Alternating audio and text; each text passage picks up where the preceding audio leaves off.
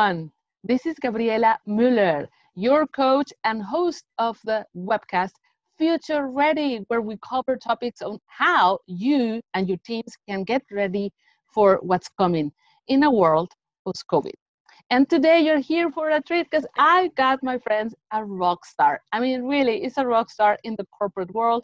She's an amazing woman who I had the opportunity to meet few years. I would say that we met last year. Liza Engel Lambert. Welcome. Thank you so much, Gabriela. Pleasure to be here. Right. You should know that in this chapter, we're going to cover things that have to do with strategies and tactics on how we can all turn challenges into opportunities, especially in times of uncertainty and certainty during and post-COVID. So we're going to be covering this career transition, how we can use some top skills that we don't really learn in school. And here I have her because she's not only a development expertise, amazing woman in telecom. I mean, Liza, let's see if I can cover your different industries. Telecom, also consulting, because you are the Chief People Officer in one of the biggest consulting companies in the world. And you have been involved in development culture, innovation, change, and strategy. So here, I'm kind of curious to know, who is Liza, first of all, as a woman, and how are you doing, my dear? Oh, I'm doing great. Pleasure to be here. Who I am as a woman, that's the big question that we ask until our very last breath, isn't it? Yeah. I would say I'm a woman with many roles. So you described some of my roles, what I do for work. I'm a friend, I'm a mother, I'm a wife, hopefully a role model to some. And at the same time, I also question myself all the time. That's part of the journey we're on. I have my background. I'm originally Canadian. I moved to Switzerland after my university studies. I came 21 years ago for a year or two, and here I am still. There you go. You are still here, and we're so lucky to have you, I tell you.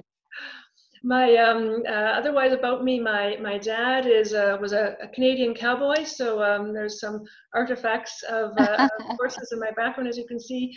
I learned a lot about nature from him, so I'm equally happy in high heels at a wonderful cultural event as I am in running shoes or in my canoe with my family on the weekends on some beautiful lake here in Switzerland. Wow. Okay. And one of the things that caught my attention when I first met you. Well, first of all, you were introduced by one of the people in your team as a rock star. So that was a pretty good presentation, for an introduction for me. The connection that you have, not only to your team, but the connection of people. You are so good with dealing with people. I know that you have a strategic mind, and I see that, in your track record, but the amazing connection, an easy way to connect with you, the way you lead, it's really something. So I want to know, what is the lesson that you have learned throughout these years that have gotten you to be that rock star so far? Oh, thank you. Lessons I've learned is they're rather basic, actually. One of them is really all about asking questions. So often we put so much pressure on ourselves to perform, and we go into everything, every job interview, every pitch or presentation. I'm a recovering perfectionist, right? And you put so much into it, and we ultimately actually get so into the content or to the solution that we actually haven't really asked the questions before we got started. And so the same thing that works for projects and for delivering solutions also works with people. So often we go to the negotiating table, for instance, ready to defend our position. And we are missing huge opportunities to collect more information about what intentions does the other party have at the table, either in a negotiating or also in a relationship. What's important for you? And when you tell me something, a golden question is, and well, why is it important for you? That will give you so much content. And it took me a long time to sort of structure that in an approach, probably that's based on a lot my upbringing, being told to also be humble, ask what are the needs of other people, and this is probably what's shaped me a bit along the way. Along the way, it has really, in a way, brought you to where you are today. And you know what's interesting is it doesn't matter how many credentials you have. You can have an MBA, you can have a PhD, and a lot of these skills are not really taught today. And then when you get to the corporate world, myself, you know, included 12 years in technology before I became a coach, discovering that those are key skills is not only about what you know and just through putting the hard work there in the corner where there is no visibility, which is one of the things that you mastered really well. I always tell women, visibility, visibility, visibility.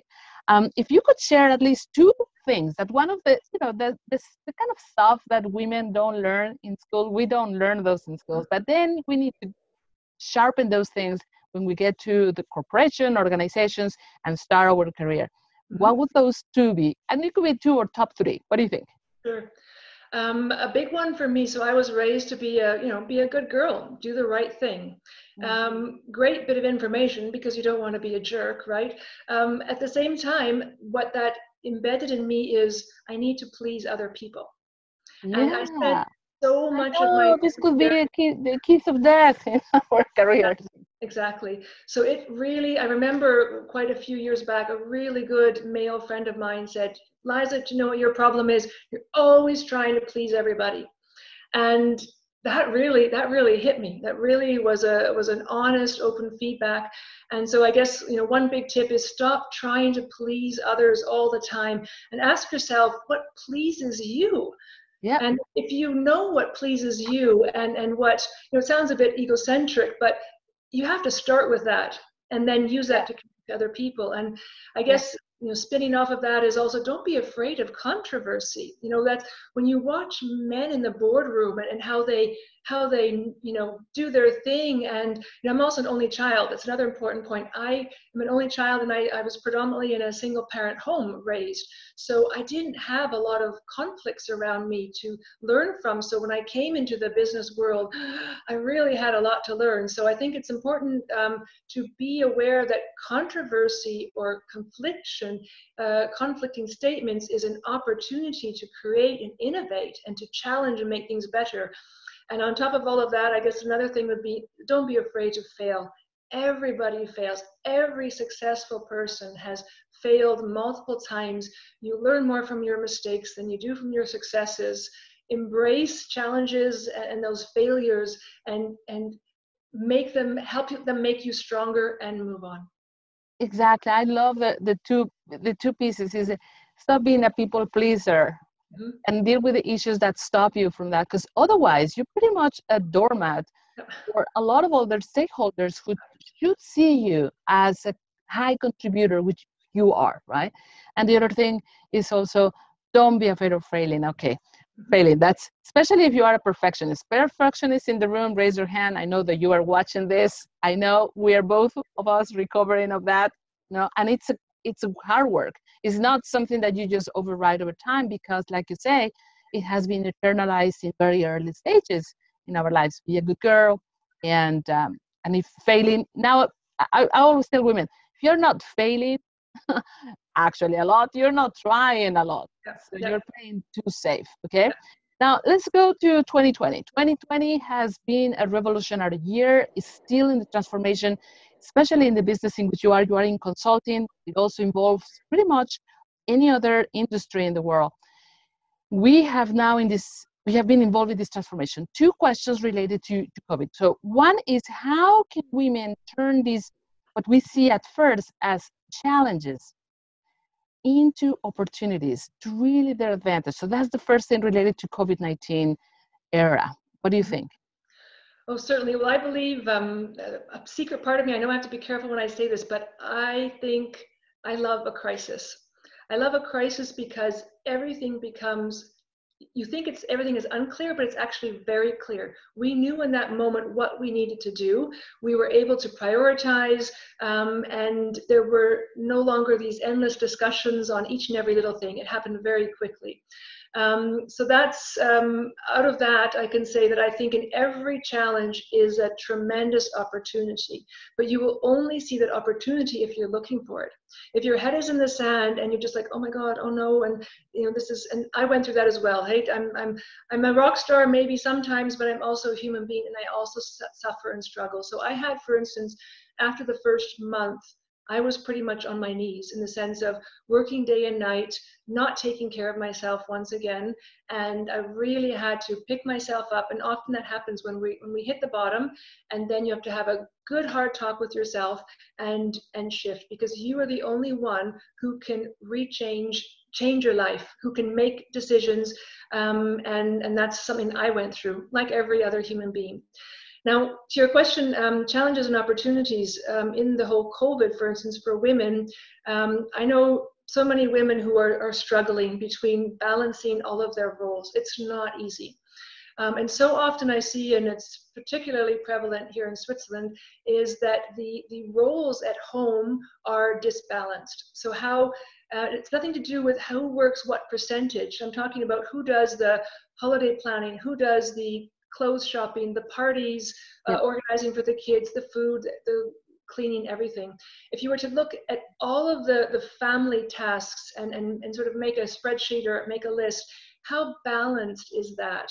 And if you are a woman who's working part-time and taking care of all of that, no wonder you're halfway through to a burnout. And I think the opportunity in COVID was suddenly everybody was at home. And I heard so many stories where men were, themselves or my male colleagues saying, it's 11 o'clock and I haven't done anything. The kids are at home. And up until then, the individual might have been saying, well, honey, what are you doing? You're at home all day with the kids.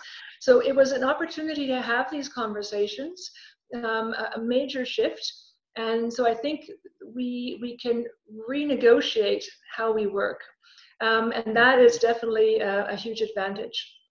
Right. So I'm hearing three main points here, which I love the fact that you say crisis can bring clarity, right? Yeah. About things that they were a bit fuzzy or people were not having the real conversations. In a crisis, things get clear.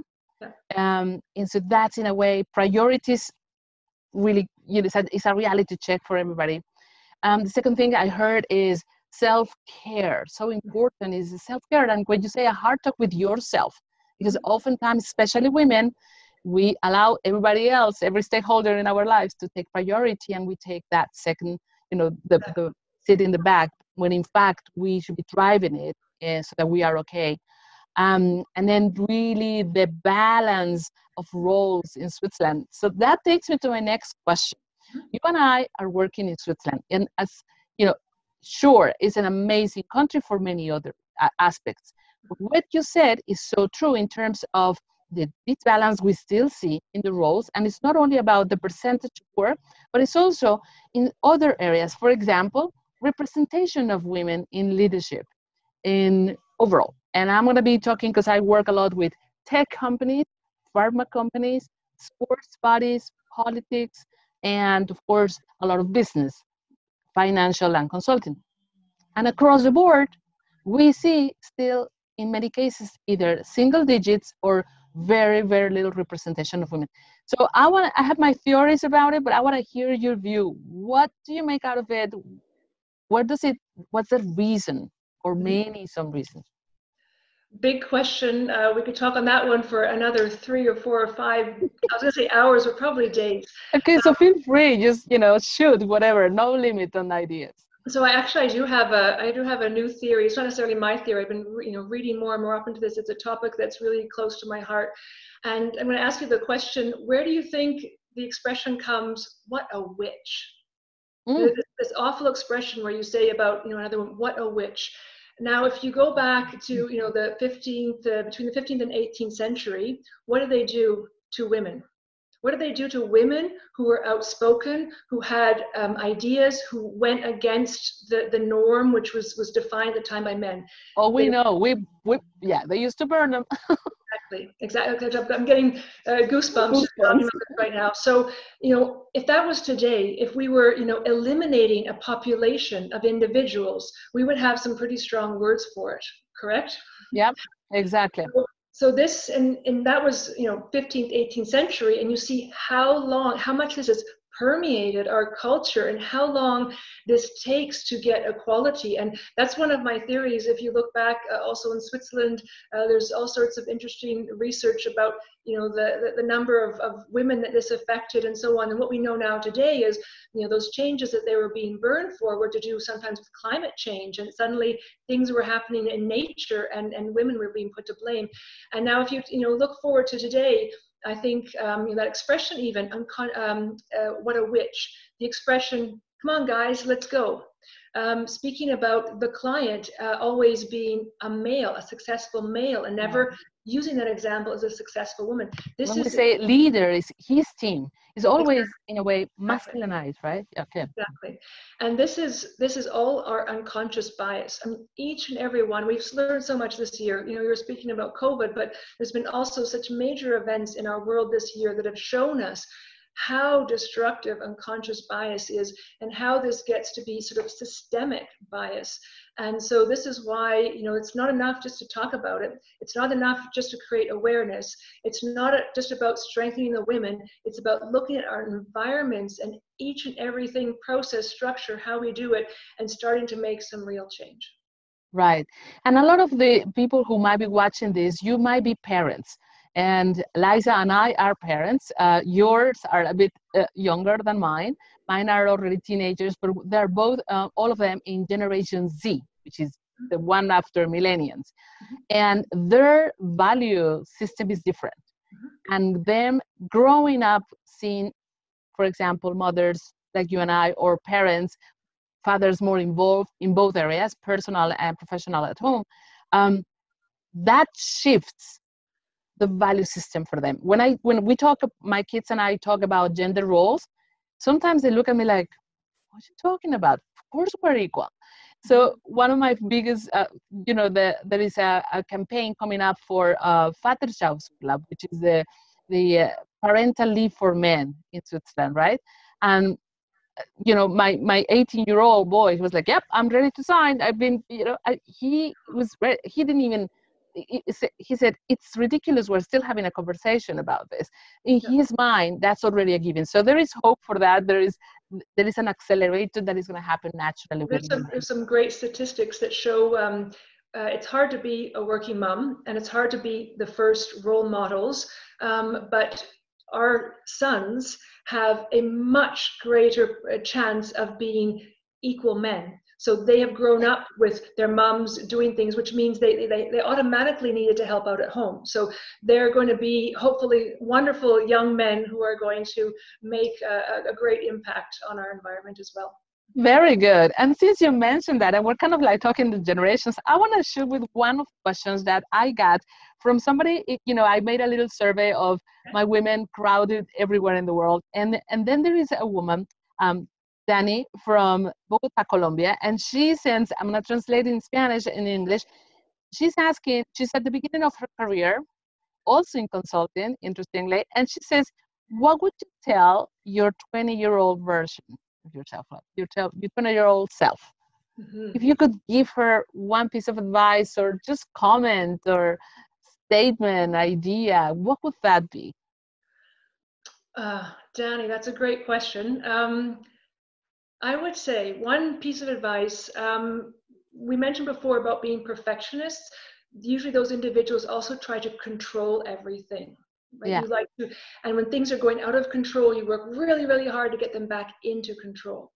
And that takes so much of our energy and our attention. And it at the same time also makes it difficult for us to be proud of ourselves and feel like we're successful, because things constantly change. And throughout my career, when this is dating myself, but former IT projects, you would plan them in 6 months, and everything would be planned. Nothing could change in those 6 months until the next release, right? Yeah. And in the meantime, that's one of my areas is agile ways of working. The most successful teams are those who are able to adapt to anything. So with that, I would say the advice I would give to my former self would be to be much more present where you are right now. Even as we're talking, I'm sure your email box is going like crazy. And, often we have this chatter in our head, well, I've got to, don't forget to tell my husband this and my kids, and that distracts us so much. And right now, I am here with you. I am present in this moment, and really enjoying every sentence you're saying and enjoying this interaction. And if you were to live your life each and every step of the way, I think you would get so much more out of it, and you would chill a little bit and not stress the small stuff. Oh, I love that. Sometimes when I ask other thought leaders on that advice, it's like they go to super abstract, super strategic. But I like this one because it's something that we can really all grasp. And if I was at also the beginning of my career, I would do the same. But now it's here today with you, for example. Fully be mindful about where you are.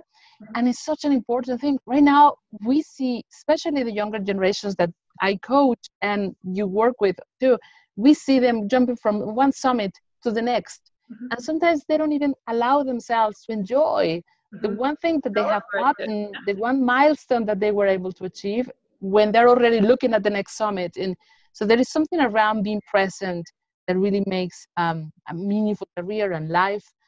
Now you work in a very, in a way, you have been in different industries, and tell me if it's still the case where you work with male-dominated environments, at least whether it's the client that you work with, or maybe inside, or maybe you have been in tech, because you have been in IT, telecom, dominated, especially in Central Europe. Any advice, any insight there? I coach a lot of women. As you know, I launched a book last year that supported women in technology. What's your view there? Well, I can certainly relate to that. I mean, I've been to, actually at former management events. One of the things I used to always do is go to the ladies' bathroom and see the lineup and take a picture of the completely empty women's bathroom, and then there would be the short breaks in those events, a lineup at the men's bathroom. And humor is important for me. It helps me cope with so much in my life, and I would really call it out and walk by all the men and say, "See ya." I get to take the fast track, and I've never had the intention that I have to be like them. I've never, tried to, adjust my behavior necessarily to be just a female version of the man. I believe in diversity. I believe in that. The progress is not as fast as I would like to be, but I have tried to be as authentic a version of myself. But maybe one concrete thing, which I listen all the time to, what are they saying about the women? Wouldn't you love to know what the men at the boardroom are saying about the women? And some of it is unconscious bias, but some of it has some truth to it, I think. Yeah, this is juicy. I have one or two. Tell me. And if you listen to guys, I mentioned before, talking back and forth about things, they don't get or react insulted. I had a moment actually just this week where you see two gentlemen and you're like, oh, this is going to get interesting. This is, we're at the disagreement. But they don't sweat it, and they actually, at the next break, they go to each other and they talk, and they don't get personally attacked by things and wounded and walk away. They go back for the next round, in the boxing ring, and they go back. And so if that's, one piece of advice is not to take things so personally. Again, going back to asking questions. Well, why did you say that to me? What is actually the underlying core root of the problem here? What are you actually trying to tell me? Yeah. And what can I learn from this? So often we get into this, reaction we're, that's so unfair, and he's saying this to me because I'm a woman. That might be the case, but before you automatically jump into that, really try and get some insights off of that, and I think that would truly help that we get more equal. Absolutely, I second that. I often tell women, I work also with, sometimes I have men-only groups, and on purpose, kind of like we debunk some myths about gender equality, and in a safe space. They're called barbershop workshops. And one of the pieces is they struggle to give honest feedback to women sometimes. They really struggle. And they are afraid of this, what you just said.